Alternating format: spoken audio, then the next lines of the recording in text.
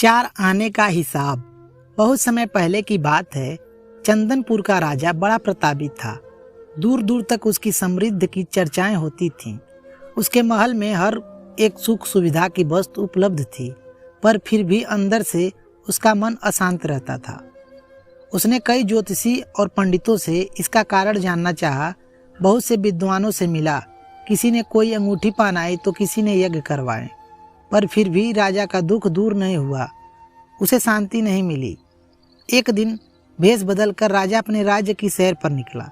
घूमते घूमते एक किसान खेत के निकट से गुजरा। तभी उसकी नज़र एक किसान पर पड़ी। किसान ने फटे पुराने वस्त्र धारण करके पहना हुआ था और वह अपने पेड़ की छांव पे बैठकर भोजन कर रहा था। किसान के वस्त्र देख राजा के मन में आया कि वह किसान को कुछ स्वर्ण मुद्राएं दे दें, ताकि उसके जीवन में कुछ और खुशियां आ जाएं।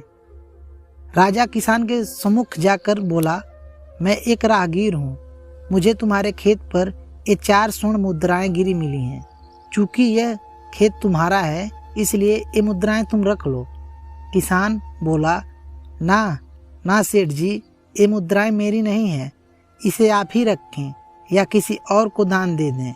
मुझे इनकी आवश्यकता नहीं है। किसान की यह प्रक्रिया राजा को बड़ी अजीब लगी। वह बोला, धन की आवश्यकता किसे नहीं होती, भला आप लक्ष्मी को ना कैसे कर सकते हैं?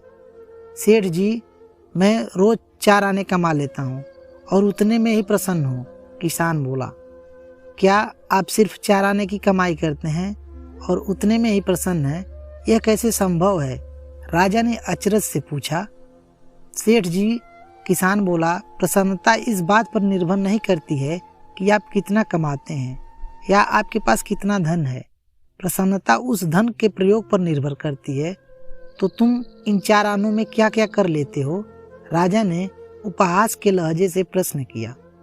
किसान भी बेकार की बहस में नहीं पड़ना चाहता था। उसने आगे बढ़ते हुए उत्तर दिया कि इन 4 आनों में से एक मैं कुएं में डाल देता हूँ, दूसरे से कर्ज चुका देता हूँ, तीसरा उधार दे देता हूँ और चौथा मिट्टी में गाड़ देता हूँ। राजा सोचने लगा। उसे यह उत्तर समझ नहीं आया। वह किसान से इसका अर्थ पूछना चाहा, पर वो जा चुका था। राजा ने अगले दिन सभा बुलाई और पूरे दरबार में कल की घटना की कहानी सुनाई और सब किसान के उस कथन का अर्थ पूछने लगा। दरबारी ने अपने अपने तर्क पेश किए, पर कोई भी राजा को संतुष्ट नहीं कर पाया। अंत में किसान को दरबार में बुलाने का निर्णय लिया गया। बहुत खोजबीन के बाद किसान मिला और उस कल की सभा में प्रस्तुत होने का निर्देश दिया गया। राजा ने किसान को उस दिन अपने भेष बदलकर भ्रमण करने वाले के बारे में बताया और सम्मानपूर्वक दरबार में बिठाया। मैं तुम्हारे उत्तर से प्रभावित हूँ और तुम्हारे 4 आने का हिसाब जानना चाहता हूँ। बताओ, तुम अपने कमाए 4 आने को किस तरह खर्च करते हो, जो तुम इतना प्रसन्न और संतुष्ट रह पाते हो? राजा ने प्रश्न किया।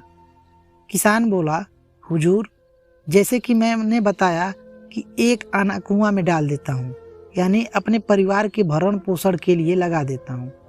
दूसरे से मैं कर्ज चुकाता हूँ, यानी इसमें मैं अपने माँ बाप वृद्ध की सेवा करने में लगा देता हूँ।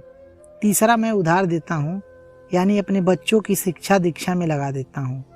और चौथा मैं मिट्टी में गाड़ देता हूँ, यानी मैं 1 पैसे की बचत कर लेता हूँ, ताकि समय आने पर मुझे किसी से मांगना न पड़े।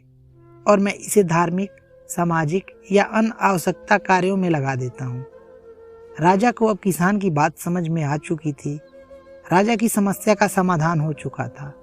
वह जान चुका था कि यदि उसे प्रसन्न एवं संतुष्ट रहना है तो उसे भी अपने अर्जित किए हुए धन का सही उपयोग करना होगा। दोस्तों, आज हमारी कहानी कैसी लगी कमेंट करके ज़रूर बताइएगा। अगर आप चैनल पर नए हैं तो चैनल को सब्सक्राइब करना ना भूलें। मिलते हैं फिर एक नई वीडियो के साथ। तब तक के लिए जय हिंद।